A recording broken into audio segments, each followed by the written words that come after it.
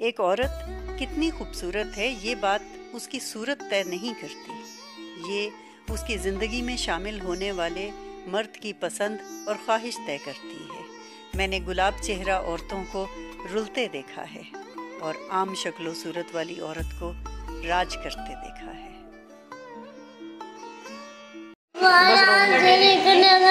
देखो इतनी आराम से निकल जाएगी फट से। भैया खिड़की बाहर उधर की देखी।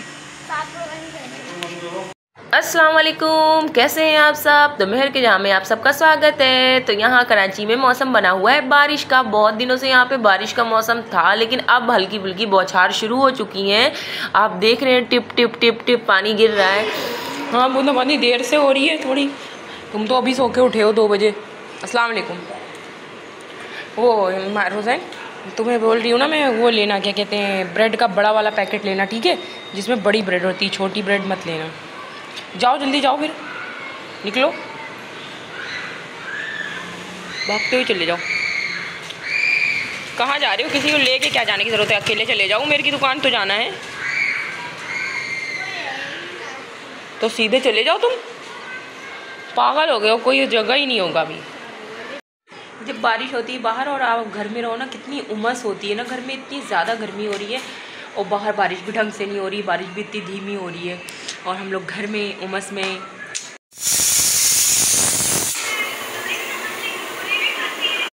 तो गाइज़ आज फसी को जाना है शादी में, तो मैं चाहती तो कुछ भी ना बनाती, कोई मसला नहीं था, लेकिन मैंने फिर से आज थोड़ा सा गोश्त रखा था। मैंने सोचा ला बिरयानी बना लेते हैं।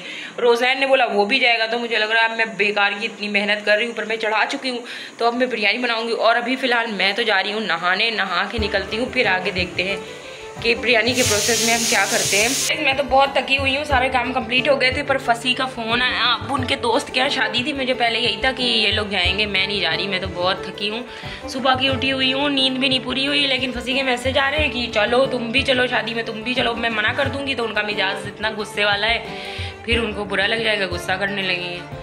तो अब मुझे ना चाहते हुए जाना पड़ रहा है। फिर मैंने ये वाला ड्रेस अपना आज निकाला है, साड़ियाँ तो बहुत पहन ली आज ये मैं। तो गाइस चेहरा तो मेरा बहुत थकान वाला लग रहा था, आप लोग खुद देख रहे हैं। ऐसा लग रहा है कि आंखों के नीचे गड्ढे आ गए हैं, क्योंकि मैं आजकल अमीताबाजी को मैंने भेज दिया है, तो मैं 8:30 बजे उठ रही हूँ, पर मुझे ऐसा लग रहा है कि मैं कर नहीं पाऊंगी, क्योंकि मेरे पूरे जिस्म में बहुत दर्द हो रहा है। तो मैंने सोचा उन्हें फिर से मैं बुला लूँगी, सिर्फ मैं झाड़ू पोछा उनसे करवाऊँगी, बर्तन नहीं धुलवाऊँगी, क्योंकि बर्तन मुझे पसंद नहीं आ रहा था। तो बस यहाँ पे थोड़ा सा मैंने कहीं भी जाने से पहले थोड़ी देर के लिए मैं टमाटर का 5 मिनट के लिए चेहरे के ऊपर आप मसाज दे लें, सबसे अच्छा फेशियल होता है आपके लिए। उसके बाद बर्फ़ से, क्योंकि गर्मी बहुत पड़ रही है, तो मैंने बर्फ़ से अपनी स्किन को थोड़ा सा सिकाई दे दी, बर्फ़ की ठंडी ठंडी सी, क्योंकि इससे आपको 2 फायदे होते हैं। एक तो आपका मेकअप नहीं हिलेगा, दूसरे मेकअप ये है कि यहाँ तो सब तरफ एसी होता है, तो मेकअप हिलता वैसे भी नहीं है। दूसरे ये कि आपके मेकअप पे ज़रा भी ऑयल नहीं आएगा, पसीना नहीं आएगा, अगर आप पहले ही बर्फ़ की अपने चेहरे पे सिकाई कर लेंगे।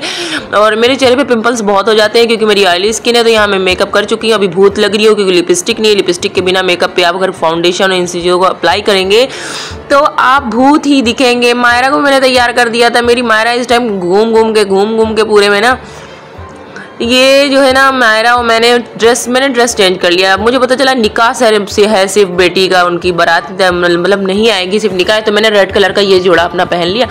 बस हम लोग निकल पड़े घर से और पहुंच गए सफ़ा बैंक्वेट पे निकाह था उनका।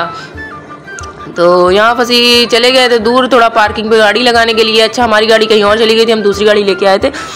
तो हम लोग अंदर आ चुके हैं और यहाँ पे मैं बैठी थी। तो यहाँ सिर्फ मैं 2 ही बंदों को जानती थी, एक तो फसी के जो दोस्त हैं उनकी वाइफ को और उनकी अम्मी को, बस, और किसी को नहीं। सब अजनबी लोग थे और ना कोई मोहल्ले का पूछा गया था। उन लोगों ने सिर्फ अजनबियों में हमें ही पूछा था।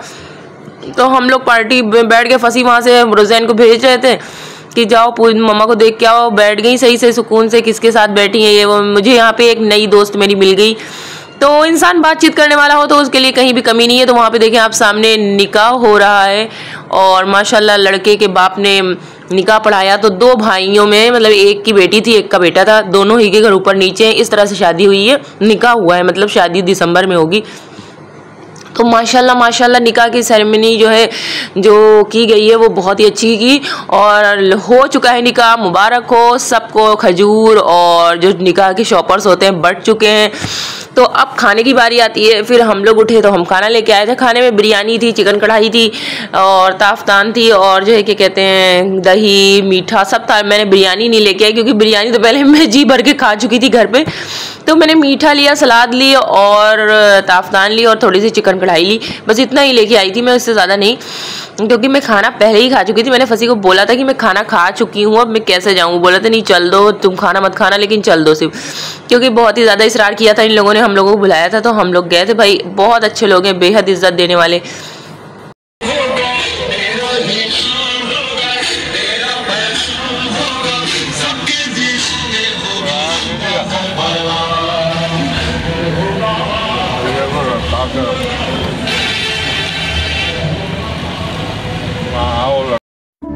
शायद यही लाइफ है,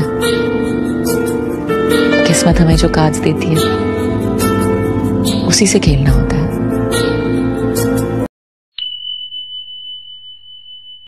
तो गाइस आज सुबह सुबह ही मायरा ने इतनी बड़ी टेस्टी कर ली है। इसने अपनी नाक में एक बहुत बड़ी मोती डाल ली है जो अंदर जाके फंस गई है।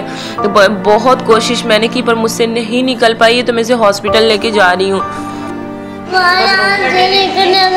देखो इतनी आराम से निकल जाएगी, फट से निकल जाएगी। बैठना।